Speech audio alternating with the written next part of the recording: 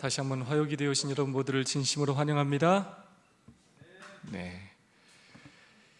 특별히 직장을 마치고 이렇게 화요일 저녁에 교회 오는 일이 쉽지 않은 일인데, 또 바쁜 가운데서 따로 식사도 하지 못한 채 또 교회로 발걸음 옮겨주신 우리 성도님들 진심으로 감사를 드리고, 오늘 기도해 주셨던 우리 배나영 집사님 다시 한번 감사를 드립니다. 하은이 성윤이 데리고 나오는 게 쉽지 않은데 또 식사도 잘하지 못한 채 또 순서를 위하여 이렇게 충실하게 또 헌신해 주신 것 진심으로 감사를 드립니다. 조민영 집사님만 기도를 잘하는 줄 알았는데 배나영 집사님이 얼마나 기도를 잘 또 적어서 잘해 주셨는지 모릅니다. 참으로 감동적인 그러한 기도였습니다. 믿음이 쑥쑥 자라는 것이 눈에 보입니다.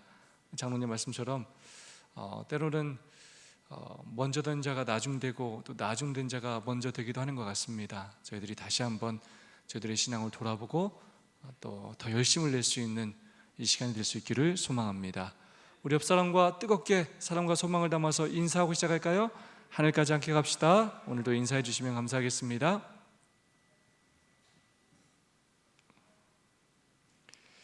네, 생애의 빛 벌써 3장을 넘어갔습니다. 여러분 1장 제목 혹시 기억나십니까? 1장 처음 정로의 계단 첫 번째 스텝,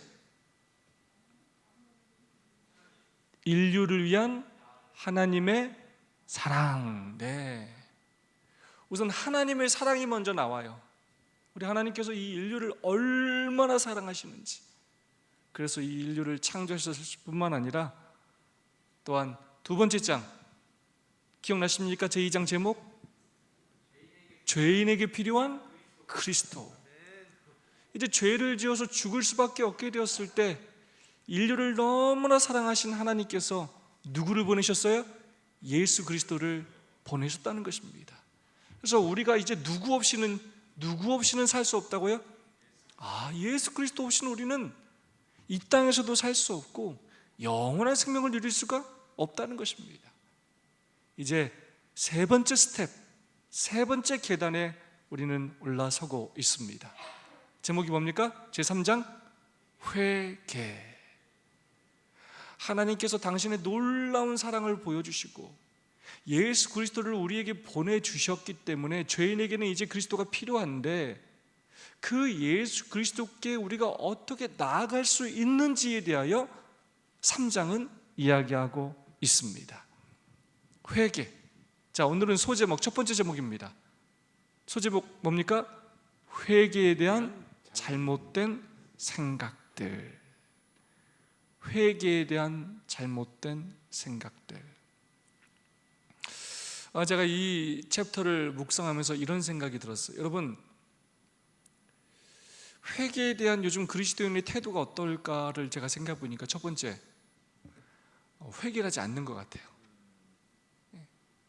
무엇을 달라고 기도하는 건 참 많은데, 기도 자체가 굉장히 줄어드는데 자신의 죄에 대하여 깊이 회개하는 기도들은 점점 사라지는 것 같아요.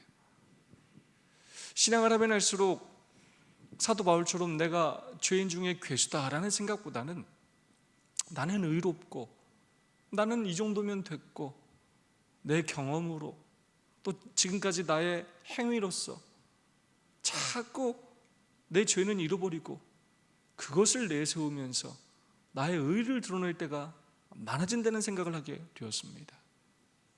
그러면서 내가 죄인인지를 깨닫지 못하고 자꾸 남들과 나를 비교하는 그런 신앙생활을 하지 않나라는 생각을 하게 돼요. 내가 저 사람보다 낫기 때문에 나는 괜찮다라는 생각을 하며 살지 않나 하는 생각을 하게 됐고, 신앙생활이 오랜 시간 지속되면서 이제 회개에 대한 생각 자체를 이제 잊어버리고 우리가 추구하는 어떤 신앙의 목표에 그냥 다 매몰돼서 그렇게 살아가고 있지 않은가, 그렇게 형식적인 삶을 살고 있지 않은가 하는 생각을 하게 되었습니다. 요즘 그리스도인들이 회개에 대한 태도 두 번째로 제가 생각하는 것은 첫 번째로 회개하지 않는 것이고, 두 번째는 잘못된 방법으로 결국 회개를 한다는 것입니다. 오늘 주제에서 함께 살펴볼 내용이기도 합니다. 그래도 회개를 하려는 노력들이 있는데 그 회개가 하나님의 뜻대로가 아니라 잘못된 방법으로 회개하고 있지 않나라는 생각들을 하게 됩니다. 그런 우리에 대하여 오늘 선지자께서는 회개에 대하여 우리가 어떤 잘못된 생각들을 하고 있는지, 우리의 지금의 상태가 어떤지를 분명하게 가르쳐 주시는 내용이라고 할 수가 있겠습니다. 오늘 첫 번째 함께 말씀, 회개에 대한 잘못된 생각들 살펴보도록 하겠습니다. 어떻게 사람이 하나님 앞에 올바르게 될 수 있는가? 어떻게 죄인이 의롭게 될 수 있는가? 오직 그리스도를 통해서만 우리는 하나님과 화합할 수 있으며 거룩하게 될 수 있다. 그렇다면 어떻게 그리스도께 나아갈 수 있는가? 네, 2장의 내용을 반복하고 있습니다. 죄인에게 누가 필요하다고요? 예수 그리스도가 필요하다는 것입니다. 중보자이신 예수 그리스도가 없다면 우리는 하나님의 은혜의 보좌 앞에 나아갈 수가 없고 회복될 수가 없다는 것입니다. 그러면서 이렇게 질문합니다. 그렇다면 우리가 어떻게 그리스도에게 나아갈 수 있는가 하고 질문하고 있습니다. 그러면서 이렇게 답을 또한 제시하고 있습니다. 많은 사람이 이 질문을 던진다. 오순절에 모였던 많은 무리는 그들이 얼마나 죄된 사람들인지 깨달았다. 그들은 베드로와 다른 사도들에게 우리가 어찌할꼬라고 말하였다. 베드로는 너희가 회개하여 죄 사함을 받으라라고 대답했다. 그는 다시 며칠 후 동일한 질문에 대하여 그러므로 너희가 회개하고 돌이키라고 대답했다. 아멘. 여러분, 사람이 그리스도께 나아가는 방법이 무엇이라고요? 회개라는 것입니다. 내가 죄인임을 깨닫는 것으로부터 시작된다는 거예요. 죄인에게 필요한 그리스도, 내가 죄인이라는 것을 깨닫지 못하면 예수님이 필요하다고 느끼지 않고, 예수님 없이도 얼마든지 우리는 종교적으로, 형식적으로 안식일을 지키면서 신앙생활을 할 수가 있다는 것입니다. 예수님을 찾아왔던 니고데모도 마찬가지였어요. 그도 안식일 잘 지켰고, 그도 아주 신실하게 구제사업도 했고, 율법에서 가르치는 모든 명령들에 적극적으로 순종하는 사람이었습니다. 근데 예수님께서 그에게 뭐라고 하셨어요? 거듭나야 한다고 말씀하셨어요. 물과 성령으로 거듭나야 한다고 말씀하셨어요. 다르게 말하면 물과 성령으로 거듭나야 한다는 말은 또 다른 말로 하면 무슨 말입니까? 회개해야 한다는 것입니다.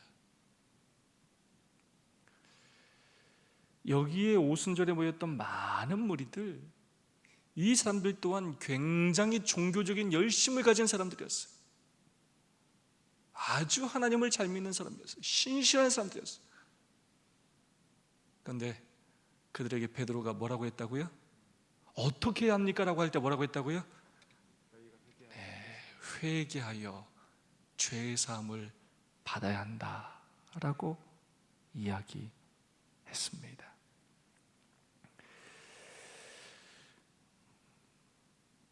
우리는 다른 사람이 죄인이라고 생각하는 적은 많은데, 다른 사람의 죄를 들추고 비난할 때는 많은데, 내가 죄인이라는 사실을 잊을 때가 참 많아요. 우리가 나를 바라보는, 그리스도를 통하여 나를 바라보는 훈련을 하지 않으면 우리 눈은 늘 상대방을 향하고 있기 때문에 상대방의 죄를 바라보고 그것과 내 자신을 비교할 때가 참 많아요. 그리고 죄를 행위에만 국한시킬 때가 참 많아요. 나의 본질 자체가 죄인데 우리가 정해놓은 어떤 행위의 기준에 맞춰놓고 그 행위를 하지 않으면 죄를 짓지 않았다고 생각하고 어떤 그 행위를 하면 선한 일을 했다고 생각할 때가 많다는 거예요. 내 마음엔 죄가 가득하고 미움과 시기와 질투와 음욕, 탐욕이 가득함에도 불구하고 그것은 죄로 생각하지 않은 채 남들이 눈에 보이게 드러나는 우리가 정해놓은 그 율법의 기준에서의 잘못된 것들을 죄로 여기며 지적할 때가 참 많다는 거예요.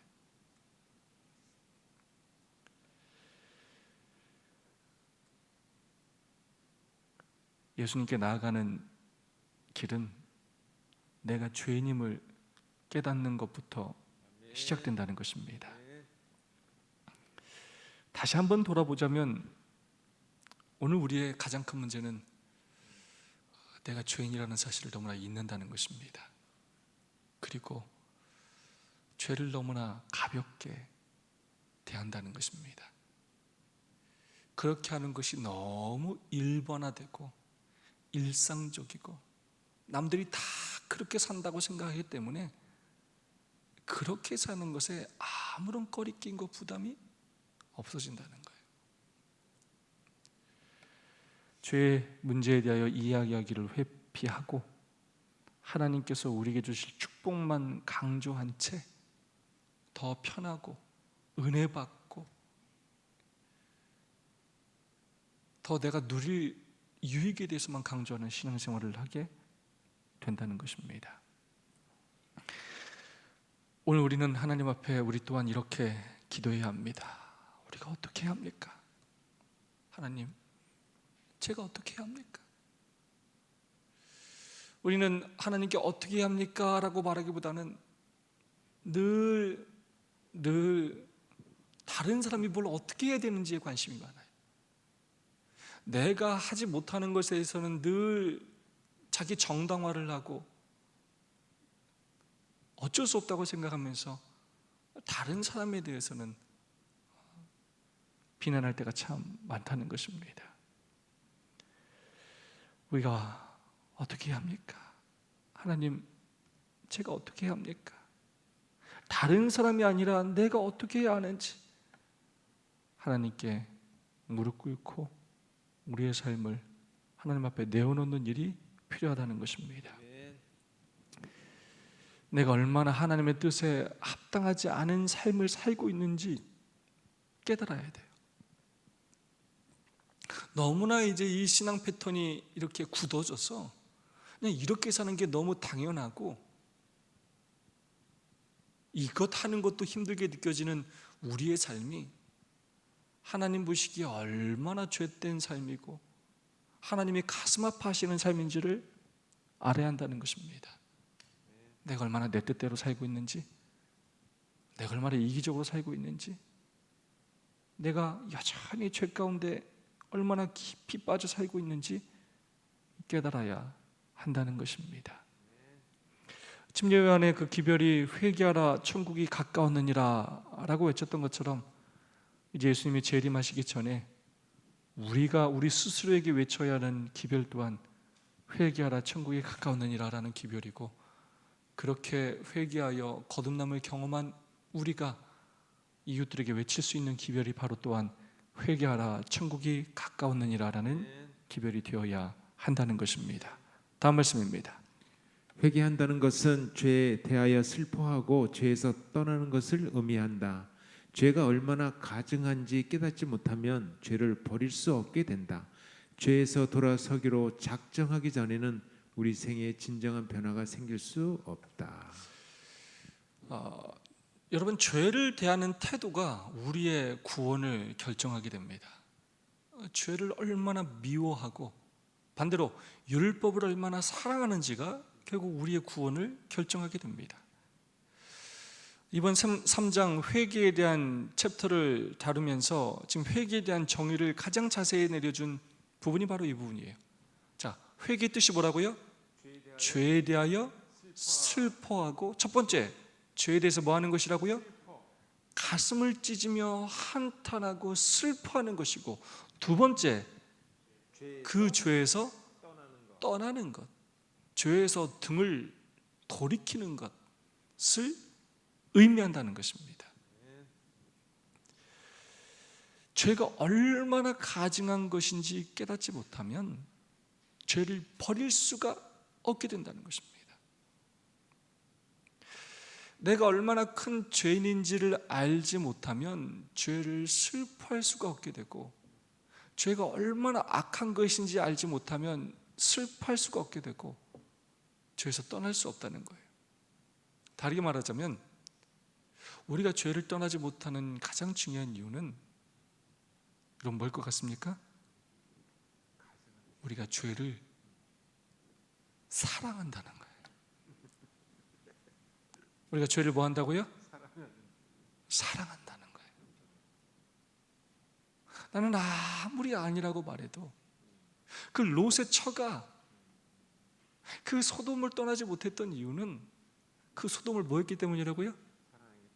사랑했어요. 아까워요. 포기할 수가 없어요. 그 부자 복권이 예수님의 그 부르심에 응답하지 못했던 이유 마찬가지. 돈을 사랑했기 때문이에요. 죄가 얼마나 가증한 것인지 깨닫지 못하면 우리는 십자가를 바라보지 않고는 우리는 죄가 얼마나 가증하고 얼마나 비참한 것인지를 깨닫지 못해요. 남들과 비교해서는 죄의 가증함을 깨달을 수가 없어요. 십자가를 통하여 그 예수 그리스도께서 당하신 희생과 그 고통, 그것들을 깨달을 때에만 이 죄가 얼마나 악하고 얼마나 비참한 것인지, 얼마나 하나님을, 예수 그리스도를 아프게 하는 것인지, 그거를 깨달을 때 우리는 죄를 미워하게 되고 죄에서 돌아서기로 결심하게 되고 우리의 생애에서 진정한 변화가 일어날 수 있게 된다는 것입니다. 지난번에도 한번 말씀드렸지만 이렇게 아버님을 방문 갈 때마다 그냥 병상에 누워 계시면서 너무나 고통스럽게 계시면서 살아있는 것 자체도 정말로 힘들어하시고 속상해하시고 고통스러워하는 그 모습을 볼 때 이 죄라는 것, 사람이 병들어 죽어간다는 것, 이것이 얼마나 비참한 일인지, 얼마나 가슴 아픈 일인지를 아주 깊이 깨닫게 됩니다. 그러면서 뭘 느끼냐면 결국 그 경험이 나도 해야 되는 경험이고 우리 모두가 해야 되는 경험인데 이 죄라는 것이 얼마나 비참한 것인지, 얼마나 가슴 아픈 것인지를 깨닫게 되면서 다시금 하늘나라를 소망하게 되고 다시 한번 우리에게 예수 그리스도가 얼마나 필요한지를 깨닫게 된다는 것입니다. 정말로 이번에 이 튀르키예와 이 시리아의 지진 너무나 비참하지 않습니까? 순식간에 엄청나게 많은 사람들이 죽고 터전을 잃고 모든 것이 무너져 내리는 경험을 순식간에 하게 되는 것입니다.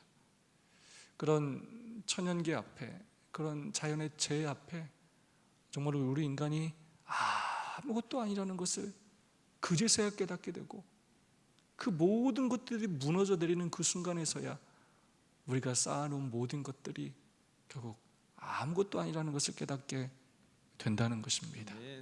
죄라는 것이 바로 그렇다는 거예요. 결국 죄는 우리를 죽게 만들고 우리를 썩게 만들고 우리를 아무것도 아닌 것으로 만든다는 것입니다. 그러므로 우리가 진정으로 회개해야 하고 진정으로 죄에서 떠나야 한다는 것입니다. 다시 한번 죄의 정의가 뭐라고요? 죄에 대하여 슬퍼하고 두 번째 죄에서 떠나는 것입니다. 다음 말씀 보도록 하겠습니다. 많은 사람이 진정한 회개를 이해하지 못한다.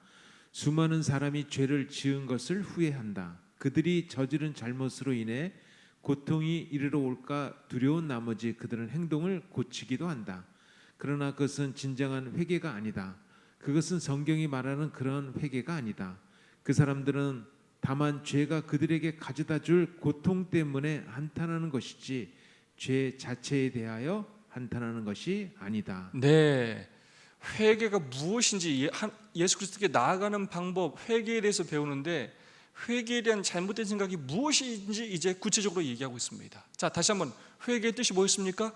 죄에 대하여 슬퍼하고, 그 다음에 두 번째, 죄에서 떠나는 것, 죄에서 등을 돌리는 것입니다. 근데 우리가 생각하는, 우리가 잘못하는 회개의 첫 번째가 뭐라고요? 죄에 대해서 뭐 한다고요? 슬퍼하는 것이 아니라 죄에 대해서 뭐 한다고요? 후회하는 것이에요. 후회해요, 후회. 근데 그 후회의 근본은 뭐냐면 죄를 슬퍼하는 것이 아니에요. 내 죄로 인하여 하나님이 가슴 아프고 예수 그리스도께서 십자가에 달려 돌아가신 것을 슬퍼하는 게 아니에요. 하나님의 그 가슴 찢어짐을 슬퍼하는 게 아니라 누가 당할 고통이요? 내가 당할 고통, 그 결과로 인하여 내가 당할 손해를 후회하는 것입니다. 그것은 진정한 회개가, 성경이 말하는 회개가 아니라는 것입니다. 자신이 당할 고통 때문에 한탄하는 것이지 죄 자체에 대하여 한탄하는 것이 아니기 때문이라는 거예요. 그러면서 제가 다시 한번 회개가 무엇인지, 회개의 정의를 아까 우리가 살펴봤지만 회개가 무엇인지를 한번 생각해 봤어요. 저는 개인적으로 좀 회개를 좀 죄가 뭔지를 정의를 좀 다시 하자면, 이 죄라는 것은 하나님 마음을 아프게 하는 거예요. 그 다음에 여러분, 회개는 뭘까요? 그 반대로 하나님 마음을 기뻐하시게 하는 거예요. 하나님은 언제 속상하시냐? 우리가 죄를 질 때. 죄는 뭐냐? 그리스도에서 떠나갈 때, 등을 돌릴 때, 하나님 없이 살 수 있다고 생각하게 될 때,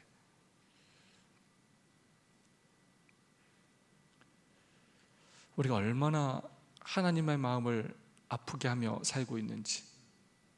우리는 죄를 짓고도 하나님 생각보다는 늘 내 생각을 한다는 거예요. 내가 뭐 잘못되지 않을까 하는 생각을 먼저 한다는 거예요. 내가 죄인이라는 사실을 여전히 깨닫지 못하고 여전히 이기적이고 여전히 자기중심적인 삶을 살아가기 때문입니다. 그러면서 예를 들어 설명하고 있습니다. 3명의 예를 들고 있습니다. 에서는 그의 죄 때문에 아버지의 축복과 재산을 영원히 잃어버린 것을 한탄했다. 발람은 그가 가던 길을 가로막고 서 있는 칼을 든 천사를 보자 두려워 떨었다. 그는 자신의 생명을 잃을까 겁이 나 내가 범죄하였나이다라고 말했다. 그러나 발람은 진정으로 죄에 대하여 한탄하지 않았다. 자기의 마음을 바꾸거나 그가 계획했던 일을 끔찍한 것으로 여기지도 않았다. 네, 에서가 그 장자권을, 그 영적인 축복을 귀하게 여기지 않고 동생에게 그냥 팔아버렸어요. 그런데 결국 그는 그런 그의 죄 때문에 자기의 축복과 재산을 잃어버린 것을 후회했어요. 그가 그런 잘못된 선택을 한 것에 대하여 자기의 죄를 후회한 것이 아니라 자신의 그 잘못된 선택을 후회한 것입니다. 발람 또한 마찬가지입니다. 그 길이 하나님의 뜻이 아님을 알았음에도 불구하고 그가 그 길을 걸어갈 때 그가 결국 칼을 든 천사를 보게 되었고 그는 두려워 떨었고 내가 범죄하였나이다 라고 고백하였습니다. 그런데 그 행위가 자신의 죄에 대하여 한다는 것이 아니라 그것을 인하여 자신에게 닥쳐올 위험이나 죽음을 두려워했기 때문에 그가 그렇게 고백한 것입니다. 여전히 자기의 마음을 바꾸거나 그가 다른 계획, 하나님께서 원하시는 뜻대로 살려는 계획을 갖지 않았다는 것입니다. 그런 자신의 마음을 끔찍한 것으로 여기지 않았다는 것. 한탄하지 않았다. 이 회개할 때 죄에 대하여 슬퍼한다라는 표현이 조금 다르게 표현하자면 마음을 찢는 것이다라고 표현할 수가 있겠습니다. 그 죄가 얼마나 하나님의 마음을 찢게 했는지, 그 죄가 예수 그리스도의 심정을 십자가에서 터지게 한 것처럼 우리의 마음을 찢고 아프게 하는 것, 그래야 죄를 미워하고 죄에서 돌아서는 것을 성경은 회개라고 말하고 있습니다. 마지막 말씀입니다.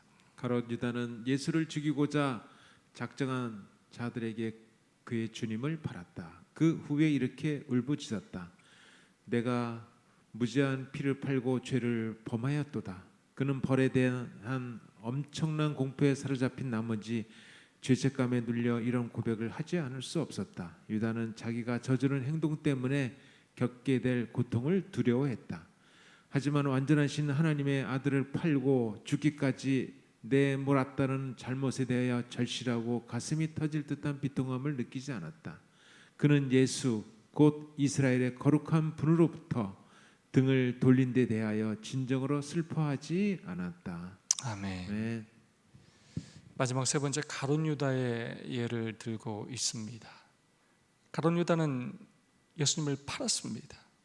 그리고 그가 후에 후회하며 이렇게 울부짖었어요. 내가 죄를 범하였다. 그러나 그의 그 고백은 진정한 회개가 아니라는 거예요. 베드로 또한 큰 죄를 졌습니다. 예수님을 저주하고 배반하고. 그러나 그는 후회가 아니라 하나님께 회개하여서 전혀 다른 새로운 삶을 살 수가 있었습니다. 그러나 가룟 유다는 자신이 저지른 행동 때문에 겪게 될 고통을 두려워했지, 자신이 그 지은 죄에 대하여 가슴이 터질 듯한 비통함을 느끼지 않았다는 것입니다. 여전히 자신에게 집중해서 자신의 손해만을 생각했지, 그걸로 인하여 예수 그리스도께서 당하실 고통과 아픔에 대하여는 진정으로 슬퍼하지 않았다는 것입니다. 결국 회개에 대한 잘못된 생각들은 우리가 죄를 짓고도 그 죄의 피해가 나한테 온다고 생각할 때 후회하는 것, 그것이 우리가 저지를 수 있는 아주 잘못된 회개에 대한 생각들이라는 것입니다. 오늘 우리는 얼마나 회개하며 살고 있습니까? 우리는 언제 마음을 찢으면서 정말 울면서 탄원해 봤습니까?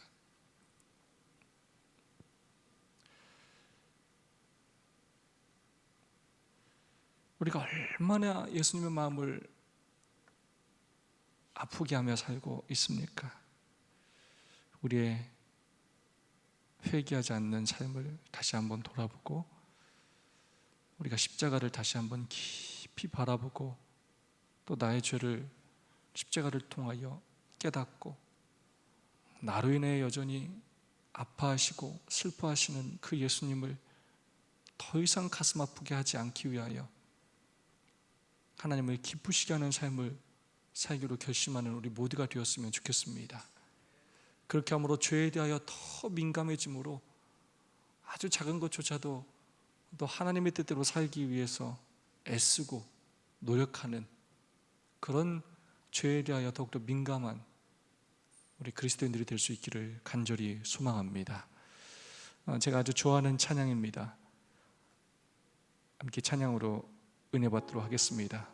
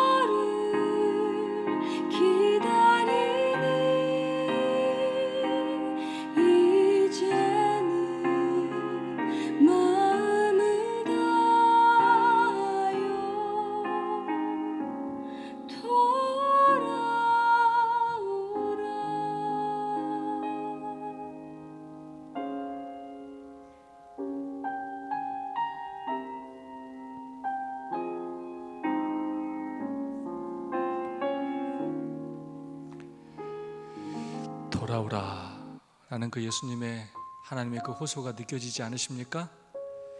그래도 우리에게 감사한 건 우리 하나님이 자비롭고 또 인애하신 분이라는 사실입니다.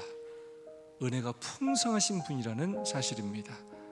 다시 한번 우리가 오늘 우리의 마음을 돌이키고 또 우리의 마음을 찢으면서 하나님께 한 발짝 나아가시면서 더 하나님을 기쁘시게 하고 또 사랑하게 되는 오늘 이 시간이 될 수 있기를 간절히 소망합니다. 두 번씩 세 번씩 짝을 주시고 내가 진정으로 죄를 회개해 본 적이 있는지 한번 내 자신을 돌아봐 주시고요. 내가 어떤 나의 죄 문제로 씨름해보고 눈물을 흘려본 적이 있는지 한번 서로 고백하는 시간을 갖도록 하겠습니다. 우리 서준 집사님, 우리 배나영 집사님 같이 하시면 좋겠고요. 우리 서준이, 정현이는 우리 김봉순 집사님과 함께 하도록 하겠습니다. 우리 안현 집사님, 우리 형민이 그렇게 함께 하도록 하겠습니다.